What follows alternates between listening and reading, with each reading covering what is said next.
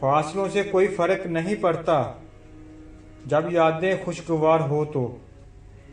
اچھے لوگ دل کی دھڑکن کی طرح ہوتے ہیں جو ہمیشہ ساتھ رہتے ہیں۔